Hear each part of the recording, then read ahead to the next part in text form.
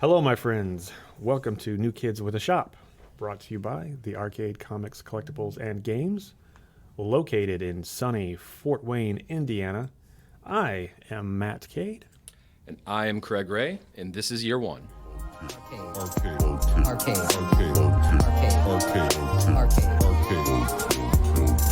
little bit of that. A little bit of that. A little bit of that. All right. Hello, everybody. This episode is called Year One. We'll be exploring the year almost since we've actually opened up shop, kind of taken off where we ended on the last episode. But today we have a very special friend of the shop, Shayne Pace, joining us. Say hi, Shayne. Hey, everybody. So, Fool me once. Shame on me. that's awesome. So, I believe where we left off last time, we kind of talked about our opening day and how it had exceeded expectations and how I think it ended us getting drunk, I believe. Pretty much. And then we did not discuss the second day of our business adventure here was nearly as good. And so we had a weird problem when we came in on that following day, which was a Monday. We had spent 3 months working our asses off to stock the building. Yep. And it was decimated in the 2 days that we were open on the weekend. So we were basically starting from fresh again. The shelves were bare, and It looked like a picked over garage sale. It did. Like, it was kind of like one of those things where we'd worked to that point. We were super thrilled, but we just kind of it was one of those long sigh moments where you just kind of go, which then Shayne, I mean, we had discussed this before. You wanted to, why didn't you come in opening day? you were, I drove by. You drove by. You did a drive-by, or you drove by? I drove by. There's a line coming out the door, and it looked exhausting. it's not the good way to pick through, but also when you did this, you put me on blast. I did. But I want this on. I'm prepared this time with an answer. So I want this recorded. So you came into the store and you looked around, you poked around a little bit. I was like, this dude looks cool. Yeah, and you were right. And I thought that I approached you. I thought in the least prickish way possible. I said, are you guys gonna have a lot of comics out, like a lot of back issues and stuff? And I think you may have took umbrage with that, or it may have been my tone. I don't know. And you're like, we've got tens of thousands of comics to put out. We just opened. We just got picked over. You just missed it. Well, it wasn't even. It was. It was exciting for us, but I could understand how it was so crowded in the store. It had to have been frustrating for people that actually wanted to see the goods that we had to offer, the actual back issues and the key books and stuff. And it would have been impossible that first day, and the second day would nearly just have been as hard. So I understand that. And it was. It's funny because you had said it and you described that before, and you were like, because you said you went to your mom's house or something afterwards. You're like, I went to this really cool shop, but I think I offended one of the owners. I think I pissed off the co-owner. Yeah, It was absolutely not the case. And then I came back a few days later and talked to Matt for like an hour and a half. Like, well, one of them likes me. It wasn't. And we weren't even talking about Bernard Coral or anything. No. We were talking about Etrigan the Demon. Yes, we were. And stuff like that. Which have you seen the? I know you don't pay attention to Funko a whole lot, but they just announced they're doing a blacklight Etrigan. Really? It looks cool. It looks incredible. Gosh, I'll conjure that with a rhyme. That is amazing. It is great. Man, they really go deep. They are. And I will say though, if I would have come in for Stray Dog variants, I would have been in business that day. You still be a business because we yeah, still have yeah. almost all of them. You are telling me, brother. You are. I want to explain. I wasn't upset at all. I was nervous for that entire week. The reason why I'm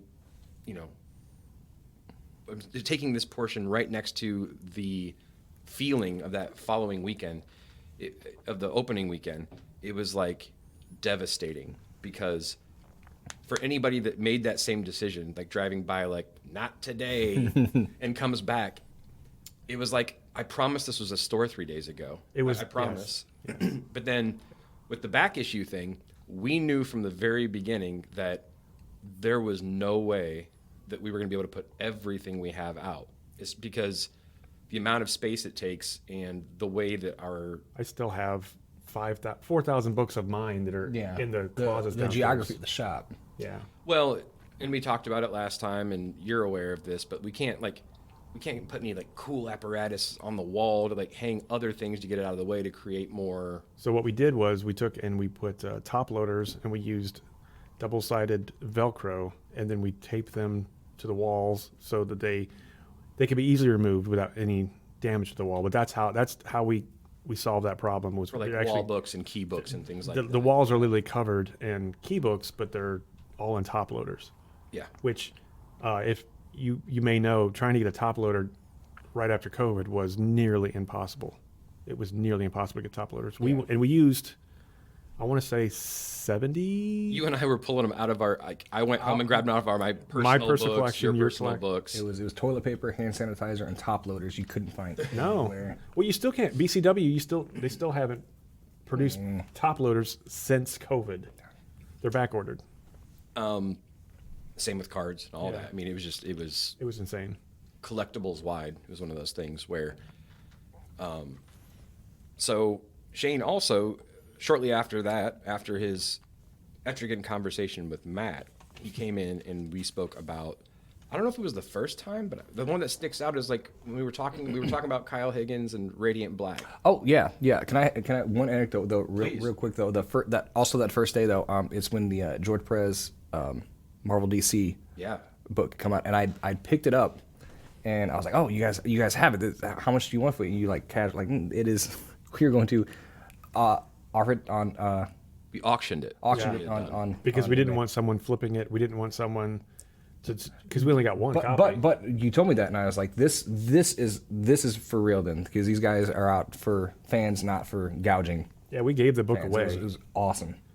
We paid for it. We gave it away, and we didn't make a. I mean, I felt like that was the point of the book was charity. I also remember being shocked because the person that bought it was on East Coast. Yeah. They had no business being like really aware of us. Yeah. But I thought, it's just cool when you do stuff like that and it gets like recognized, and because, well, it was the right thing to do, but also we ordered 7, 7 of them. I 7. ordered, yeah. but we got one because they were extremely allocated. Yes. And it was one of those things where we had talked about it numerous times. We're like, okay, if this is going for the Hero Initiative, like why not print to order and make have them $20, and then you'd have all the money you needed to give to the Hero Initiative instead of printing. What was it? 2,500 or 2,000, something around there. And they didn't cost us, but I think it was $18 what they cost us. Something. It was something weird It was like that. It was something like that, but it was also. I remember thinking it was weird because it kind of lined up, and I don't know exactly how many shops, but that equals around 1 per shop. So we got probably like the average, but I know Other stores. somebody got like 30, Yeah. or whatever else. So there's probably a lot of stores that just never even got one. But it also by them only printing 2,500, it made a reseller community out of it, which was a book that was supposed to be printed for charity, for fulfilling charities, and they made just another book for people Perez to grab. is a hero, and Yeah. it turned it into an event for flipping and Yeah. things like that. And it was just I sold one for 500, man. it felt really dirty. Yeah, I mean, but that was part of my first impression here with the store. Is like I've seen shops do that with other Because keys, we're and it's like, human. maybe? well, because you're fans.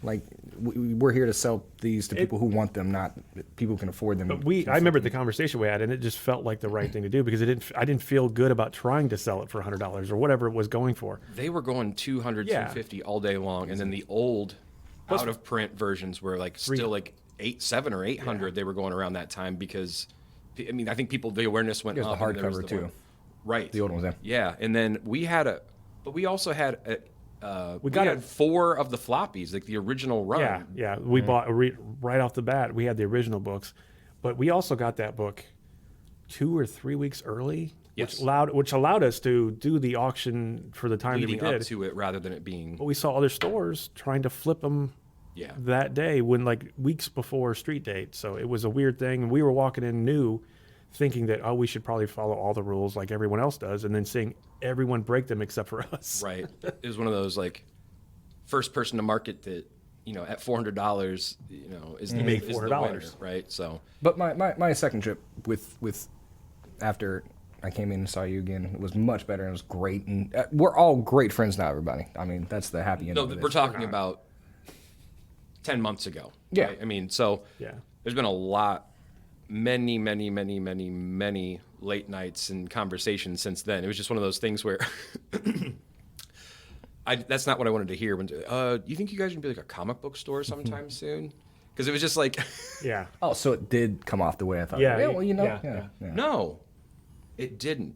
That was internal, man. Oh. That's what I'm trying. That's what I'm trying to convey here is that you were extremely respectful. It was one of those questions because we had talked it up like we were going to have all these books, and when you walk in, you're like, crickets. We're like, yeah, Plus, buddy. I had sold like every Silver Age and Golden Age book that I had. It went instantly. They went that day or the second day we were open. So, and those books you can't replace in a fashion where you can actually put them out and make money on them. You have to either chase them or wait for them to come to you. Right. And even at that rate, most of the time, at least now, people know what they have, and it's not like they walk in and just drop them off, and they're like, just give me a quarter each. Those are books where they're like, I saw on Facebook, or I saw on YouTube, or I saw on Key Collector, I saw on eBay. right, It's $50,000 book. I want $49.95 for. right. You're like, hey, man, $5. I mean, I'll pick that up from you. I mean, $5 to hold on to this, that sounds great. Which we've had people do that. We've had people bring in like silver boxes and this is worth $6,500, but I'll give it to you for $57.95. I'm like, that's not the margins we operate on. We have a mortgage and a tax ID. So unfortunately, no thank you. Yeah. So, shortly after that, though, as far as coming in, obviously, I mean, we talked at length about many different things, but like I'm saying, for me specifically, it was one of those because you can tell instantly when you talk to you, Shayne. That We want your take on why. A, you're smart. B, you read. Like you read. Like it's intimidating to the point where you bring it up and you're like, hey, this DC character that was introduced in blah, blah, blah, blah, blah, blah. And, I'm like, nope. And you're like, man. well, I'll just sit here and tell you all I'll about regale it. you all the stories of their highlights. But Whether it's prompted or love- not. Okay. No, but it is. It's very cool. amazing. Oh, okay. Because I've learned a lot from you from coming in. And I remember the first time, I think why it was significant was that I was talking about Radiant Black. And yes, it's a modern book, and it's not like it's way out there or anything like that. But you had mentioned, I think you got to like issue 2 or 3, and you're like, and I was like, dude, keep going. And then next week, the following week, you come back to the shop, you're like, dude, you were right. And that kind of like kicked it off where it was because it wasn't even, it's very intimidating, the amount of knowledge that you have, truly. Because walking in, especially on this side of the counter, you're like, well, I should probably know more. Oh, Right? But, perhaps. It's fine. but you mean, Sure, I see what you're saying. you see what I'm, so, but it's also in how you handle that and we identified immediatit's the passion and the fire that you were like, dude, I don't care that you don't know because I do. And this is what it is. Yeah, and that's what it's all about. No gatekeeping. Right. And then as far as Radiant, when you told me about Radiant Black, and I was like, okay, let me give this a shot. And I did. I was like, okay, kindred spirit. Now here's somebody whose opinion I can trust as well. And also, I was out of the more or less out of the single issue game at that point. I was only doing trades and everything. And then Omnis, you've got crazy. I've got all the DC Omnis and a good portion of Marvel. But then it went on from there, like because I was not caught up on a lot of the modern ones because I had the trades hadn't come out. So like Something's Killing the Children, which you turned me on to, turns out to be terrific, and then stuff like that. And then I got back into it. Like I hadn't had a pull since the early aughts, and I thought I'd never have something like that again. Because they're just there's not enthusiasm for it. There's not a comic book shop in Fort Wayne that was there for that or there for somebody like that I wanted to go to every new release day and get a pull list. I thought those days were behind me, and then this shop comes along. Now I'm not just back into the polls. I'm back into buying keys, getting graded. I mean, like I feel like a teenager all over again. I heard someone got a Dead Man first appearance. I got a. You might have heard of this. I don't know if it made the news or not, but I was stopping people in the CVS parking lot and telling them like, I got Strange Adventures. I got Dead Man. You're like, I've got a dead man in my trunk right now. You're like, I got a Dead Man in my bag. The first appearance of Dead Man. I was gonna bring it so we could prop it up. But yeah, I'm chasing keys now. Yeah. What'd you get? What's your most recent? I did it. There's a package on its way. It is Hawkman number 4 from 1964. It is Zatanna's first appearance. That is amazing. Yes. We're pumped about seeing that one. Yeah, I feel like I'm like Ahab chasing whales right here. Right now. It's awesome. Yeah. So we went way out, but that's what we're going to be doing. So if you don't like the structureless format of the podcast, it may not be for you, but we're here to chat about comics. We want to have that feel. It'll improve as time goes on, but it'll also improve as time goes on. But we want it to feel like the comic shop and just sitting around and chatting about the things we like. So I believe we were talking about just a few days after, and we had been cleaned out, so then it was time to rebuild. So, we got in touch with distributors and things like that and started getting the comics that, new comics aren't a problem. FOC is what it is. The books come in. That whole process was pretty much the same. However, I think it took a good month or two from all of our initial orders that we started doing, like because of COVID was still taking effect, whatever it may be as far as supply chain things, but like things would just like creep in, and like all of a sudden we would get, here comes a statue, and we're like looking at each other and we're like, I didn't order this. I didn't order this. Did you? Yeah, and it's like, well, we did. It was just so long ago that. Funny thing, we still get stuff that we ordered on initial order a year ago, and we're like, Because and I'm segueing that into, these being focused on the comic book shop aspect. It was really weird, or it was kind of difficult for us to manage that because the budget doesn't work the same way as we do at our houses. Like, it's not very often, like if I pay the utilities or whatever else, it's like, it's not like surprise and someone kicks the door in and it's like, your lawnmower's here. Remember this when you ordered it? But that's how it feels like every single week. So you kind of have to budget accordingly.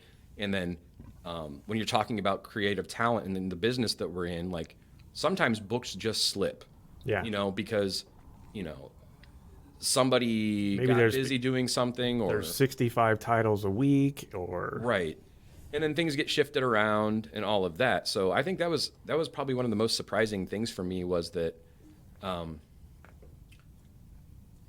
lot with the exception of the comic book, like the collectibles and the things that we do, like it's pretty all over the place as far as like tying down a timeline and all that. Where a weird thing happened too on our opening weekend. I brought all the statues that I had at home. We had added some, and we sold 12 or 15 statues the first day. Yeah. So we thought, hey, we're in the statue game. So we bought a bunch of statues, and then chirp.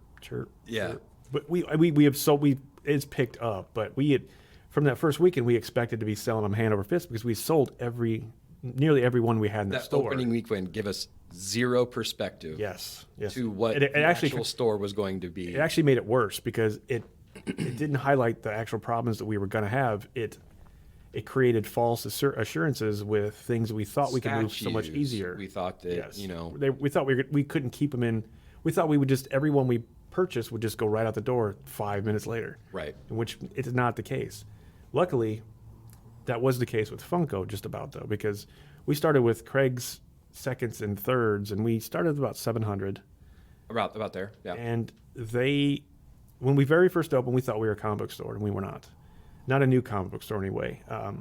We didn't have the polls. We didn't have the people behind us. It has grown into a legitimate comic book store, but we started out being a Funko and toy store. Yeah. So we had, between the two of us, we had a few statues which had reached, we didn't bring garbage in. They had reached, collectible level, they were desirable and things like that. We were kissing them goodbye. It wasn't like, hey, we're clearing out the house. And then with the Funko stuff, I was deep into that for a while. I think my personal collection was around 1,700. That's not including the ones that ended up into the store. Those are like the individual ones. It was. And tell us why you didn't have 1,700 to put into the store. Because I had sold it. I don't. Right before we decided to be, sorry. Right before we had met, you'd sold the majority of your collection. So it came to it wasn't even one of those things where I wasn't forced. My wife wasn't like a driving force behind anything like that. I had to make a decision. It's like, I do comic books and I do Funko.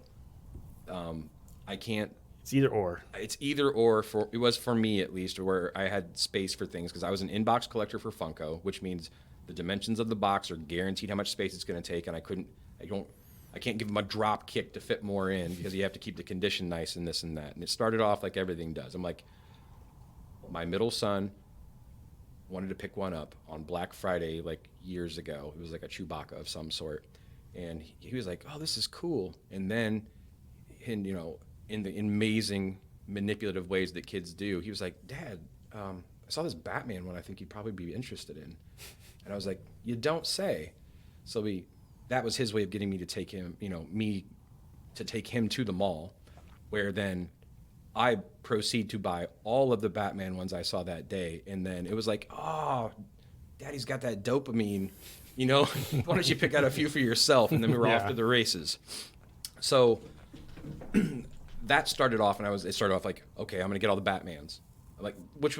I was so naive at that point. I was not even aware of what Batmans existed. I had no idea that there was a San Diego Comic-Con, from, the early 2010s, where it was like, oh, that's only like $5 or $6 grand. I had no idea as far as the collectability. I was getting what I wanted.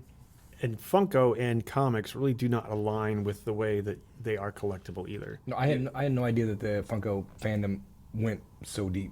Until I came. Like comics have variants that are you can have a variant, which it kind of lends itself to Funko, but it's done in a totally different way. Well, the biggest thing that really killed it for me, and I'm not saying this in a bad way for Funko. I love Funko. I miss it. It's one of those things where I feel with the Funko, it's like I quit smoking and I'm able to look at them and I can smell them and I'm like I get a little nostalgic, right? But I'm like, no, remember, it's not good for you. Yeah, I feel the same way about Coke. But because that way leads to right. But so I had that many, and it was one of those things where I was saying with Funko is they can drop at any time, they could drop anywhere, and there was no set days. Like comics were Wednesdays, and I also made the decision because it was this money or this money that I can read comics. That's my first love. And, so what I did is it's not like I saved the money. It just all went into double comics is what happened. But it was more. Plus, there's always been the fear, especially after Beanie Babies, that what is the next Beanie Baby? And a lot of people compared that to Funko. And they have not gone down that road. But that is not. No, they have the manga and anime stuff is so hard to find statues or toys for. Yep. But they have so many licensing rights. Unless you import, and then you're talking. What I'm saying, it's very expensive and they're hard to find. But you can get a $12 Funko of your favorite anime in a lot of cases, not in all. Right, sure. That you can't find any other toys or any other hardware licensing. for. That's what's kept them alive. Plus, I keep telling, I'm not a giant Funko guy. I appreciate them and I like a lot of them. But every person on this earth, there is a Funko for them. Absolutely. Literally, because they have so many licensing rights that something that you love is going to be in vinyl in a little box. My grandmother, one of my, I got her the Golden Girls. Yeah. And that's a thing that we share. Like, I go to Grandma's house and we watch reruns, like Golden Girls and things like that. Or when I was a kid, that's me as an adult. I still go there and do that because it was airing while I was a child. That's what we would watch together. There's a Funko of me. My mom has it. But she supports me. Weirdly enough, the Golden Girls Funkos, when those came out in 2016, I had some Funkos that are worth a little bit of money, and I thought that was the beginning of the end. I'm like, oh, these are Beanie Babies. They're making them for old ladies. They're making them for old ladies. So I got to dump all mine. So I got rid of mine, and I was so wrong. And I admit it. But there is literally at least one Funko for every person on this earth. Absolutely. And there is a Shayne one out there somewhere. There is. So Funko actually was a big part and continues to be a very large part of our business model. We get them in every single day. We get collections in. We've had some of the coolest, rarest Funkos walk through here. Right now we have the 18-inch Adam West 1966 Batman. We have the Mayor. We have the Mayor, the original Mayor from the Nightmare Before Christmas. Those are one of the older ones. And we've had all kinds of success and luck in that. And Fort Wayne's big into Funko and all over the place. It seems to be that's the case. We are the premier Funko destination in Fort Wayne. Northeast Indiana, anyway. I would say so. It's hard to argue. that's what we're told. So we're going to keep on trucking in that direction as well. So if you are listening in and if you didn't know we carried Funko, Stop on by. stop on by. We've so that moves us on as far as with the journey. We've still to this day, like Matt had said, are getting items from those orders we had placed either shortly before or shortly after that opening weekend, and we were kind of off to the races after those first 2 days. Like that It first was week it was validation that what we have done or what we were trying, it was working, even if it was false validation, just because we were the newest kid in town and, Sure. and people are coming to see the shop. But it let us know that there was another store needed, and it wasn't like a hole in the head that Fort Wayne needed. It was actually something tangible that was required. Right. I mean, because Fort Wayne's not, it's the second biggest, for those of you, here's a little geography lesson, I guess. Fort Wayne is in the northeast-ish portion of Indiana. It is the second largest city in all of Indiana. But the largest Behind county Indianapolis. by landmass east of the Mississippi. So it's massive. it's a decent sized place. So, we're the kind of city where we don't have one Best Buy. We've got Best Buy North. We've got Best Buy South. We don't have, two Walmarts. We've got 6, that type of place. So we were thinking, because niche shops like this, and I guess it's sad because I've always thought of comic book shops or things like this, like, well, small towns are the ones that absolutely need them. Yes. Because I grew up in a small town, and short of things like this, it was, everybody went to the movies every single Friday. It was the local theater. And then, or you had the troublemaker kids that were doing worse. And that's just the way it was. I mean, Racing cars in the back roads and drinking beers. Right. So this is great. We are completely validating everybody in the East and West Coast thinks we about are. us here. We have so much farther to go with that too. So we've got, But going back to one of the tenets that we think still works today is we say hi to everybody that walks in the door. We try to find out what they like.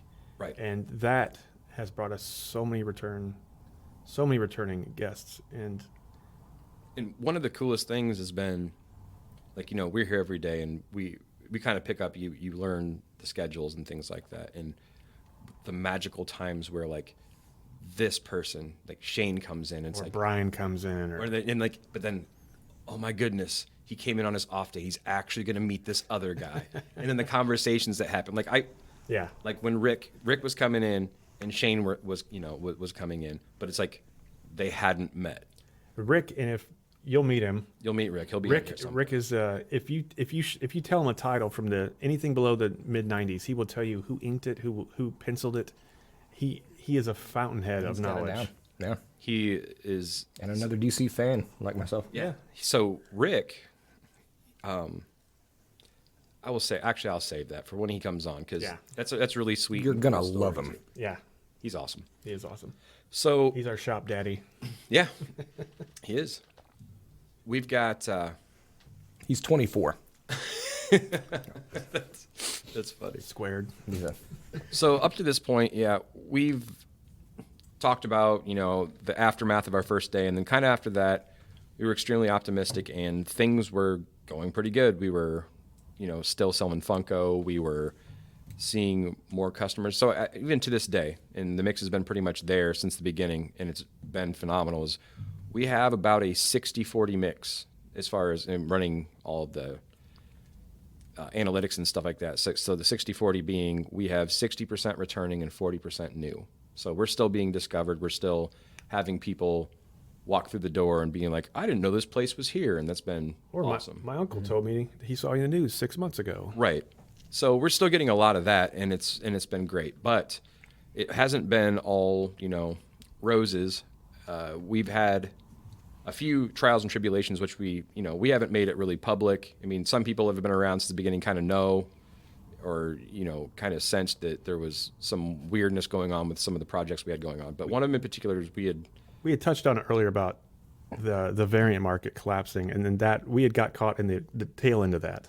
Yeah, so we had signed up to do, it was just a 4-book, it was in the entire series, and we had signed up to do variant covers for that, and we reached out to an artist that we've been wanting to work with, or at least I had. I mean, selfishly, I kind of picked that one out, but super jazzed. This is before we had opened that the wheels had to start turning there, because keeping in mind, when you have a project like this, like everybody in comics knows, there's something like FOC is like 4 to 6 weeks out. If you're creating your own art, it's months and months it's months and months and months out from that, even, because the art has to be done and then submitted and approved before you actually even get to the printing process.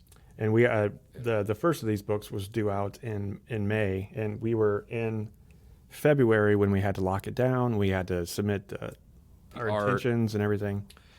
So we pay for the first cover, and we start to go through social media and things like that to release a book, and we get to the point where it was crickets. It was not the reception we thought at all we were going to have. Right, and it's not the art, it's not the book even necessarily. It's kind of like this, the variant thing we were at the very tail end of it. It was like, what? And I just bought 85 copies of Stray Dogs Dog Days. And we can trace it to, I think, Dog Days was the culmination of the beginning of the end of the variants, because those two books, those Dog Day books, book number 1 had 80 something, 84, 85 separate variant covers. Then those variants had sketch covers. They had virgin covers. There was a ridiculous amount that no one in their right mind would try to actually hunt down and buy. And then so people just gave up. But they also realized that I think a lot of people took stock then too when they looked back at the variants they had, that they were worth nothing. That most of them were worth pennies in a dollar what they had paid for them. And most of those variants cost $20, $40, $50 from the source. So people got burned, and then it was just a culmination of that. We walked in at the exact right time to get burned ourselves. Right. So we sign up for a book. It's got 4 issues. Fast forward, as far as all the work's going on, money's being exchanged, as far as we're paying for the art. I will say, so all 4 books. At the end of all this, the art is paid for. We paid the artist, and things are on the up and up as far as that goes. I believe that relationship, obviously, this is a book you commissioned. Yes. Book we commissioned. Sheldon, we love you. Sheldon Beckert is the artist. Beckert was the artist. Did a fantastic job, and would love to work with him in the future. So we get to the point where it's time for release, and typically, so at least on our first book, which still also that still counts. That book didn't sell gangbusters or anything like that. We even with the draw of having creators, we used it as a gimmick to get people here. Basically, opening day, and then it worked for what it was. So I don't feel bad about that. But we did not sell very many of them, and if you look at the numbers, we are upside down on it. Yes. But it didn't hurt as much because it also didn't cost very much money. Yeah, upside down if you count sales directly to that, yes. But not upside down in the sense that the store is doing well enough to eat that cost, and we still have, And enough people showed up opening day to have, like Jeremy McFerrin, one of our friends, one of the shop friends, he did the art for it. It's fantastic. He was here along with the 2 creators, and that was actually a boon. We met a lot of people that came here just to have either for Jeremy or the creator and the artist. So it was. I don't think it's a loss. No, absolutely not. Not at all. However, the second project was very, very much heading to a spot where it wasn't going to work, and that was, here we are. Fast forward, we're in May. Up to that point, we're still trying to get things in. The shop's doing okay. Obviously that first month was like a huge spike. It's like, hey, here are the new kids, and then it settles back into regular business. And the book, typically, you would expect to get those at least a week ahead of time, because you still have to prep, you have to look at damage, you have to assess all of that stuff. And the Nightmare began the day before the book was due, when nothing came in the mail at all. And then calls to the publisher resulted either voicemail or no callback, or, oh, hey, we're having problems with the printer. The printer had a family problem and blah, blah, blah. But that should have been addressed to us. It should have been worked out where they came at us from the beginning instead of the back end. Sure. And then the second week came no books. And so then, as far as time and marketing and whatnot, you had a lot invested in this, and this coming to fruition on a day. Thousands and thousands of dollars are what these books were going to cost us. Right. So even at that point, and to this day, marketing is our time and our effort and things like that. We haven't invested in a billboard yet, but Yet. Facebook, Get me up there. is right. Get me up there. We've got, yes, everything's time. I mean, even if it's not money, it's time, which is, Is money. yes, because we are busy. It's like My time is worth a lot. Your time is worth a lot, and we don't have a lot to waste. You want to go to all of your kids' recitals and run a comic book shop and run a podcast and do this and that. I mean, as that goes away. And you got to read the books. And you got to read the books. You got to. Yeah. So you have, I don't want to dwell on this too much, but just us, because the whole point of this is us being real and explaining everything that's happened, and this is our journey, and this is part of year one. So very shortly after, we're looking at a spot where the pre-sale of the books, like we can't fulfill those. And when you're talking about it, when you do this in a run where you have the first 4 books, if you can't get the interest in the first book, there's no chance you're getting interest in books 2 through 4. And the important part we need to emphasize is all 4 books made one connecting piece of art. Right. So it's kind of weird that you would only buy number 1 or only buy number 3, we started this with the intention of having it being a set sale, and that's why I think we went with the art the way we did, was to make it so it would be more logical to buy all 4 instead of just 1. So here we are. It's 2 weeks after the release of it, and still with printing, there's no books, and we're stuck in a spot where we have to eat the cost of the art, which is not really eating it. We own the art, and it's great art, but how many? It's different. It's different owning that, and we're sitting on it. It's applicable to what the subject matter was. So we have this beautiful thing that's not commercially going to be worthwhile to unless release. another 4-issue book series comes along with a dog that is Teenage Mutant Ninja Turtle ties to it. Right. So exactly. And then we have that the cost of the art, which we won't. It is what it is. It is what it is. We have the pre-sales. We have the pre-sales refunds. that have to be refunded, as far as that goes. So right off the bat, we have that cost, and then we are returning money now in a month where it's not the same. It's not real time. Like, at least the way it works with most of these books, and we're not really any different, is when you pre-order something, that payment is made then, and then they ship the book when it comes in. It's not like people take all these orders and then you only get charged when it ships out, like Walmart or Target or whatever else does. It's kind of different in this market. So all that money goes back in return. So that's a negative. No matter how well we were doing, it was subtracting that amount along with the art coming out, which made our May and June pretty scary, because plus they were bugging us for we hadn't paid for the 3rd and 4th book yet at that time, and they were bugging us for those invoices to be fulfilled. And here it is, the 2nd week with no books, and then it turned into the 3rd week still with no books. And anybody that has a shop or knows anything about the shops you can't sell last week's books this week, not very well anyway. So you can't. It makes it incredibly hard to sell books weeks old. Trying to sell 2 or 3 without number 1. Exactly, but I mean, you can't sell a book 3 weeks past its release date. Right. It's not, it just doesn't happen. And so that was what kind of started off with the issues. So we had completely still on top of the world, things moving along, everything's going great, and then this kind of happens, and we're both. I think it's probably the first time that you and I had gotten into it for realsies, just because we're both stand-up guys. We both want to fulfill commitments and things like that. He's being nice. We're both hard-headed.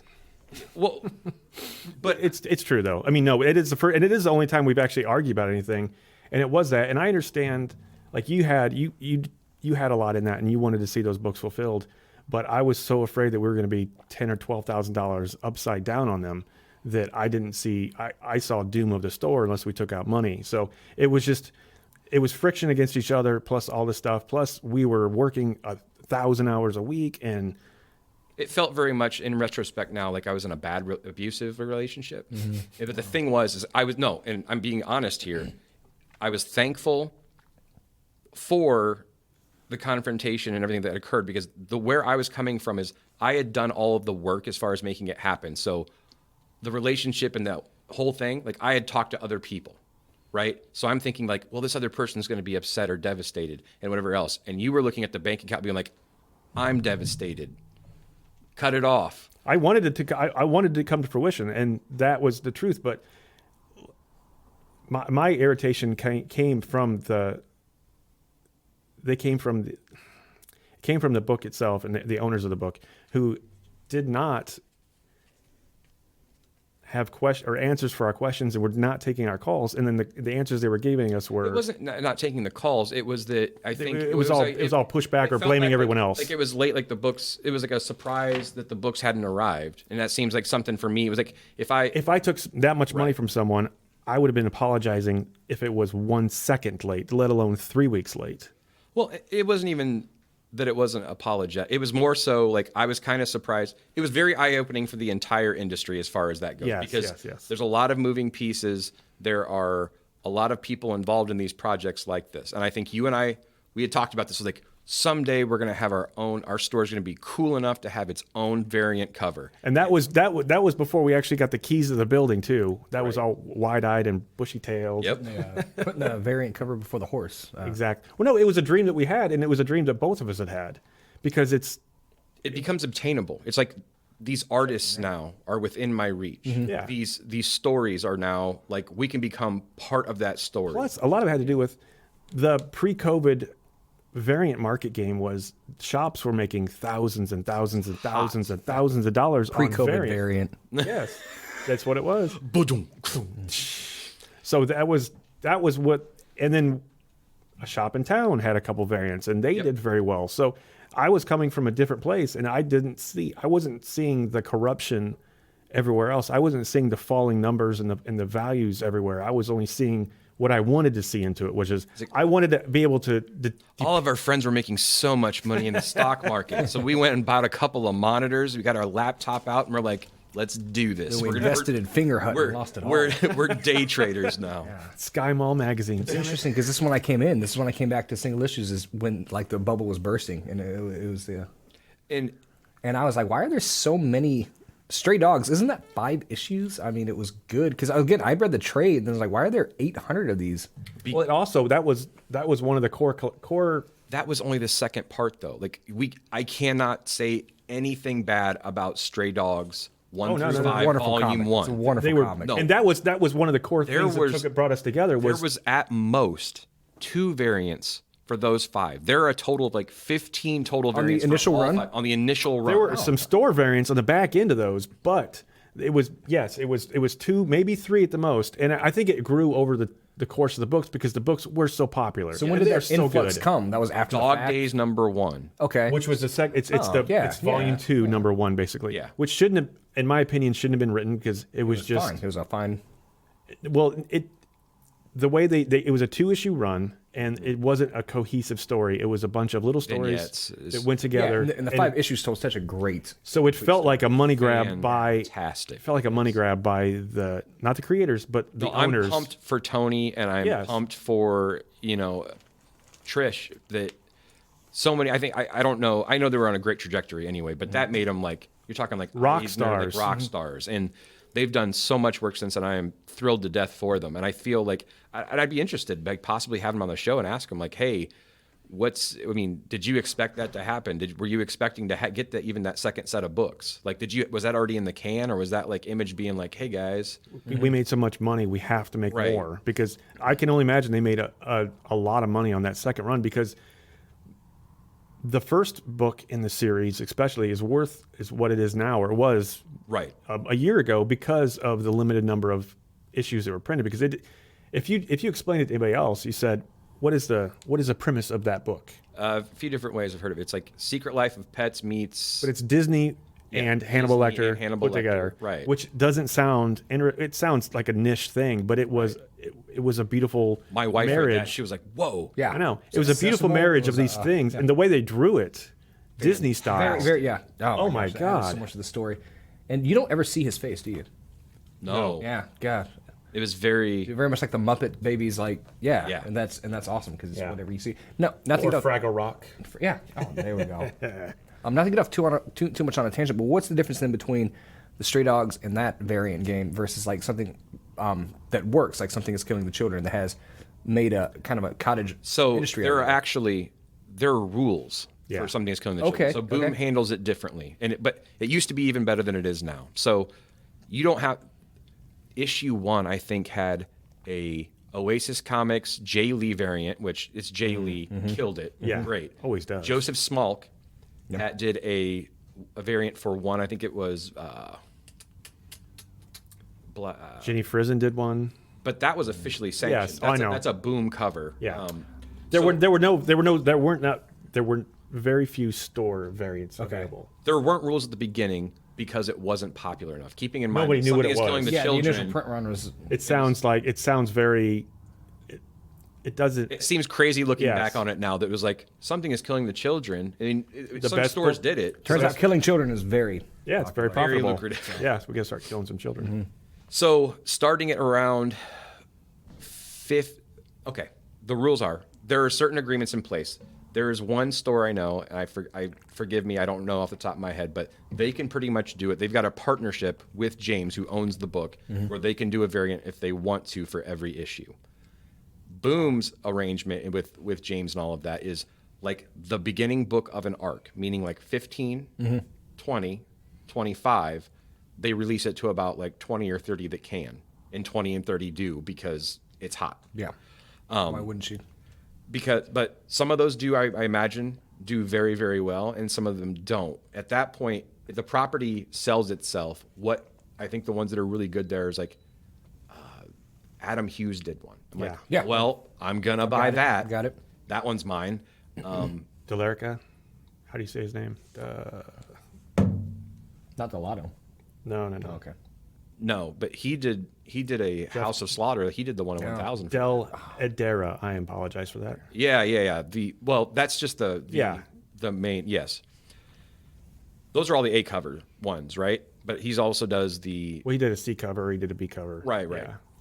So they're those all orderable. basically depend on who's doing, because they've also switched it to where it used to be like an A cover, and then maybe they had like an FOC. And since the popularity starting at 20, that's when they started doing all the die cuts with like blood, no blood, mask, no mask, things like that, where Boom themselves kind of got into the variant part where I think probably sales went down there because I personally, at least, and I feel like a lot of other people do it, like if I can go to any old comic shop and I can get the 4 covers, I buy them there, but then there's not a whole lot left to buy the variant. Yeah, That's why I slowed way down too. Like Hughes, instant grab. Right. Yep, buying it. So pretty much I think what it comes down to now is seeing Erica in a new way. Yeah.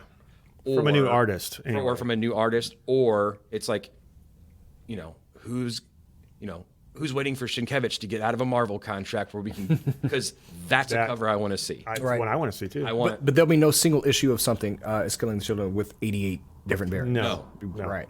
No. That's just it won't, and that's because I think Well, the It's number smart. one went to what, the 8th or 9th print? Technically, it went to the 8th print, I think. the 8th print technically. So the Was 8th print was the one that you got with the Boom Berserker, giveaway, The Boom yeah. giveaway. And I think that was last one. Was the foil before that? That was Foil was 7? like the 4th or 5th, I think.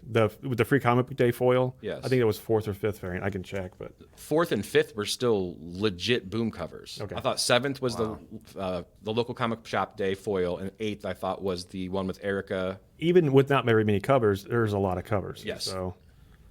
So Craig, do you have all of those? I'm close. I'm so close. man. I have. So there's some that are. I went back and I looked through. There are some of those covers where, I mean, the numbers are never exact, but there's some of those prints where there's 750-ish that exist, period. well, the foil isn't counted. It's just a local comic book day. So it's not counted as a continuation foil Sure. or a printing. Still. Yeah.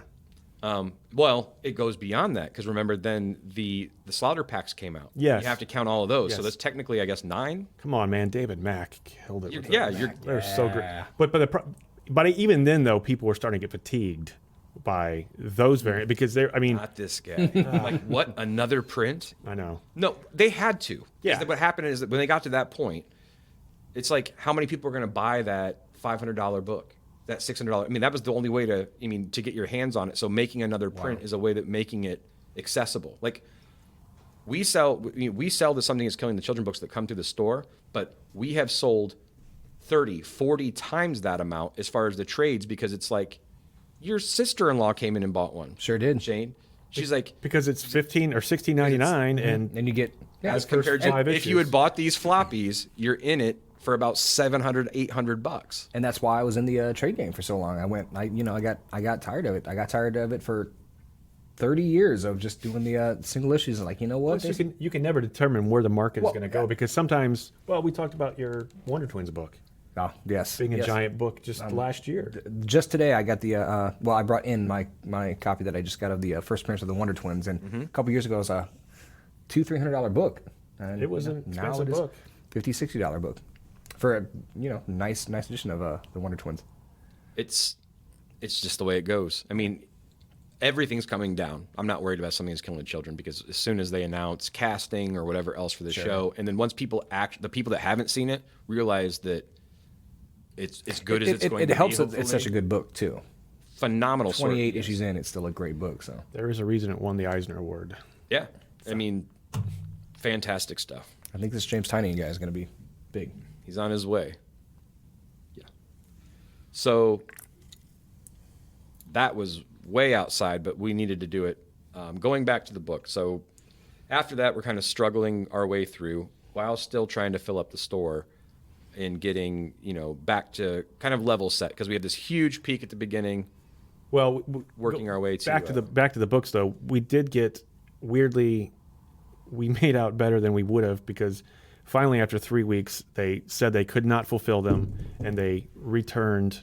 Well, they were still at the printer or whatever, at whatever Which point was that which was BS, because if they were at the printer, yeah, they would have just Yeah. sent them to us immediately. Sure. Which it was just that wasn't another excuse, I thought, but I think them not fulfilling them, even us losing thousands of dollars, was better than them fulfilling them, because if they would have fulfilled the books, we'd have lost 3 or 4 times that. Right. And then also, to spin a positive on this, is we learned a very, very valuable lesson in that entire thing. And that is, we will someday do a cover, but we will be very, very careful as to what that cover is. Yes. And what book it is, And what book and it we is. want to make sure we have the following to sell that book, because we didn't understand that at all.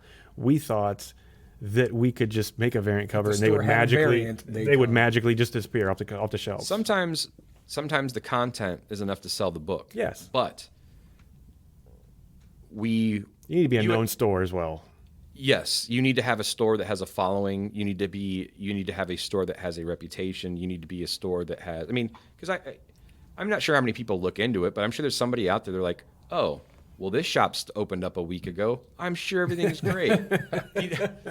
Just like the same concept is like my folks would talk about how like they'd get upset when the checkbook came in. It was a low number again. They're like, great, now no one's going to take this money. I remember those days. Who's going to trust a check down here? But that is exacerbated by shops going bankrupt, because they are known for doing variants. So it's going to make it even harder to push those variants, because you're not going to give a shop, say if the run is 4 books, or they're doing 4 covers for 4 books, you're not going to give them $100, $200 and have those books be fulfilled months later, when now you're afraid that they're going to go bankrupt. Well, I can tell you, and I couldn't even tell you the store names because I wiped it from my memory. I legitimately, within the last 2 years, am out at least $600 from a shop that shut down in the meantime, or some family emergency bankrupted them, or whatever else, whatever those things are. We just had another one 2 I weeks just ago. flat out just didn't get the books, and it hurts. I mean, yes, there's some that are going through like a bankruptcy now, and a lot of that is playing that convention, variant cover, Yes. taking all the staff game, where it's Yeah. like, yeah, I'm paying for $20,000 in table space, and It's a yeah, shell I'm game with paying their for cash, is what we feel like now. $20,000 in hotel rooms, and yeah, I'm paying for $30,000 in comic books, but I can make $100,000 if I have a good C2E2 or a good San Diego Comic Con. And this week wasn't this con wasn't good, but next one will be. So I'm going to double down, and we're going to do it again. And It's one of those things where we just wanted a cover to kind of did. say, hey, we were here. We got no a matter little- how it went. we got a little bit.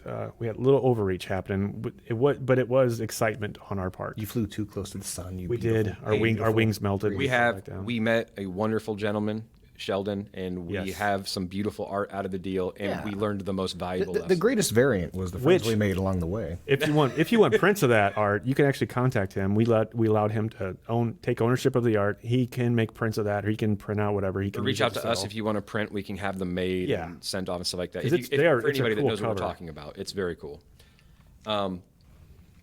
So after that, then it hurt a little bit. It stung a little bit. Then we were looking into, we had our initial funding and the money we had all put into it, and we were kind of in a spot where like, okay, well, this is going to go where we are. I mean, we weren't really in trouble or anything like that, but we decided at that point, like, that was kind of the realization where, yes, it's cool to have a comic book store. Yes, we had these dreams and aspirations and plans, but we recognized that our comic book fan was making some decisions that a comic book shop owner should be making. So, to go back to the opening of the store, we ordered every book, every cover that was on Diamond, Penguin, and Lunar, and it took us far too long to realize that we weren't selling those organically, all the A, B, C cover, whatever, all the Goofy books, because we didn't have enough customer base and we didn't have enough pull base to do that. And it wasn't until we got invited to the Alliance open house, which was in June, and I got the chance to talk to other comic shop openers or other comic shop owners. Or game stores and what have you. And But it was, overall. the ones that stuck with me was the comic shop guys that were doing games like we were. And one gentleman up in Michigan told me, he said, I order enough books for my pulls, plus maybe one or two for the shelf, depending if I know I can sell that book. He goes, if you know you're not going to sell that book at all and someone pulls it, he goes, just buy one. And it changed. It dawned on me then that we were going about it wrong, and we were pitting too much of our resources into throwing money away that books we couldn't sell that that it would be on the racks for a couple months and I'd pull and throw in the back. So too much of our resources were going to books that were not going to organically sell. So I did then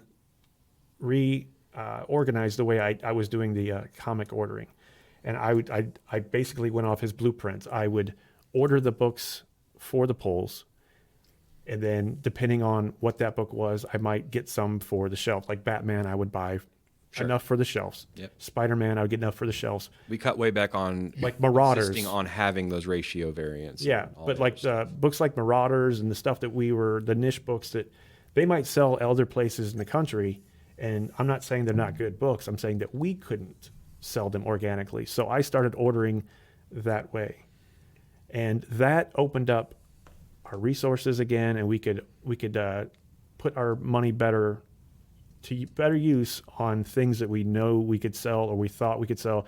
So we got a new paint line and this and that, and we put that money to better use instead of just throwing it in a hole. Because I've said it a few times now, and it's one of those things where another one of those, going right back to what I just said as far as being a comic fan as compared to a comic shop owner, and trying to be think from that mindset, and that is from your side of the counter, you walk into a store and you're like, wow, they have an amazing variety of books. Like, they've got everything. But you see variety, we see books that didn't sell. We see thousands of dollars just sitting there that's going to be put in a box, and then that's it. Sure. That may never see the light of day again. So you have to be smart. So we have to walk that line between. But we've talked about this too. You never learn anything if it's not painful. And Sure. when we lose money that we don't want to lose, it's painful. So that sticks with you, and that helps, like, the learning process. We have made a lot of mistakes this year, but we've learned from all of them, and that will take us through to the end of the year, where we had expectations for December that I never worked in retail, but we heard everybody talk about it, like the Christmas rush after Black Friday, which Black Friday was fantastic for us. Mm-hmm. But December was just an average month until the day after Christmas. Right. And it was the last week of December was probably the best week we had since we opened. It was amazing. It was great. It was, well, the first week, I mean, that's completely skewed. That's going to be, Yeah. it's going to be crazy. What was it that drove the after Christmas sales? It was people having money. We sold a lot of gift cards through the month, but it was people People got being cash off work. and they were off work. And so people every day we had a great day, and it was fantastic. We saw traffic during the hours we normally would. I mean, because the reality is we open up at 11, but we'll have people at the very beginning, or we'll see them we'll have a little bit during lunch, like maybe they pop over during their lunch, but or they come over after work, and then. But usually, most days after 6 or so, it slows down. think of it hours wise like an Applebee's with comic books. Yeah. You're like around 3 o'clock, it's like, what are you doing here? And if they show up at 6:55, we're like, Why the haven't you kitchen's already clean. Right, exactly. So that brought us through the end of the year, and what a year it was. I mean, we talked about our troubles, but it has been one of the more rewarding things in my life to run this shop this year, and just the friends that we have made have been worth it. Absolutely. Period. We have so many great friends now that I never would have met, because I live 25 miles away from the store. So it's just one of them sitting right here, Shayne. I mean, you've been a pal to the store. Your knowledge is appreciated. It's been one of those things where we've talked about this podcast for a while. How many months now have we been talking about it, Shayne? Oh, 3 or 4 that I know of, just that I know of. Yeah, and it's been Planning on and the this. logistics of trying to figure out everything to put everything in place have just everything. It just took us time, because we're also running a full-time store. You guys bent over backwards to have me here, just like you did with, if I want something, or if I want a key, or if I want a certain book, what you guys will do to get that book in, or Isn't that what a store should do? well, one would think, yeah. That's one of the tenets we run by, is we been waiting on.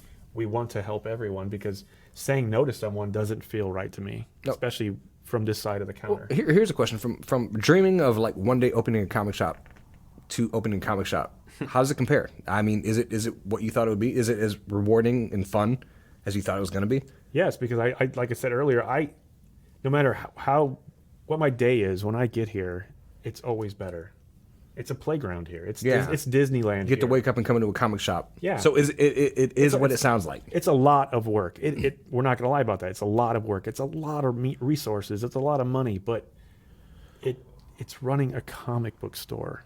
it's uncomfortable as far as the back end. I mean, at first, you're doing something you're not familiar with. I happen to enjoy living there, because what I very, very, very much so will get into something, then feel like I've got a comfort level with it, and then it's just not as interesting.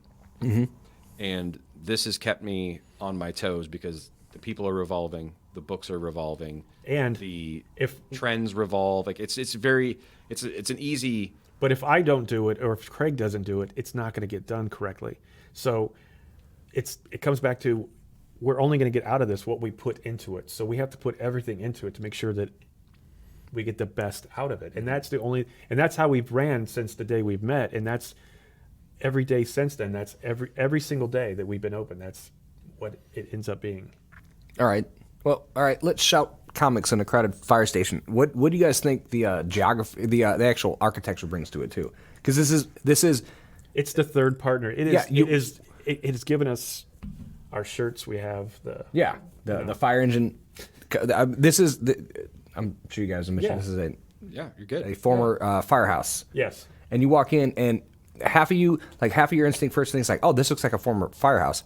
Half of you thinks this looks like an awesome comic book shop. It really is like you've like. Well, then we've done our job. But Yeah, that's what we were you're set out really to do. walking the razor's edge, but my goodness, not to sound like a total shill, but I am a total shill for the arcade. I mean, let's be honest. That's why I'm here. I'm not doing anybody else's podcast. Are you kidding me? But we've turned the firehouse image into, we've used it for us, and we give tours every day of the firehouse. Yes. I mean, on Google, if you Google something generic as far as like comic shops, I mean, as far as showing the front of the buildings, your pictures, as far as that goes, I mean, it's a cheat code.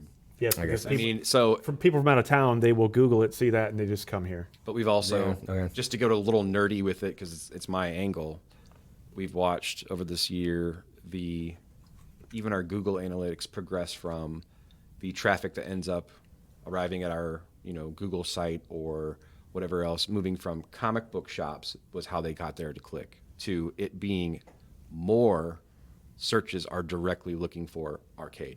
Yes. So Oh, that's good. And it's, I mean, it exponentially grows Nice. too. yes. So it's not like comic book shops near me. It is arcade, because that was what was sought out. So The good one. And I want to stress this again. We are poll service. We offer 20% off and free bags and boards. And we had a gentleman come in from South Carolina that has five comic shops near him, and I mail him his books weekly. We have a gentleman in Elkhart. We have multiple people that do not even live here that we send books to. Yeah. One of our favorite people, Whitty, lives in Chicago now, and I mail him his books. So it's which he lives down the road from some typically, well-known heavy hitters. awesome shops. Yeah, and he He decided to stay with us because he said he thought we were the best. I mean, I live 7 blocks away, and I just don't like coming out of the house. So breaks the same.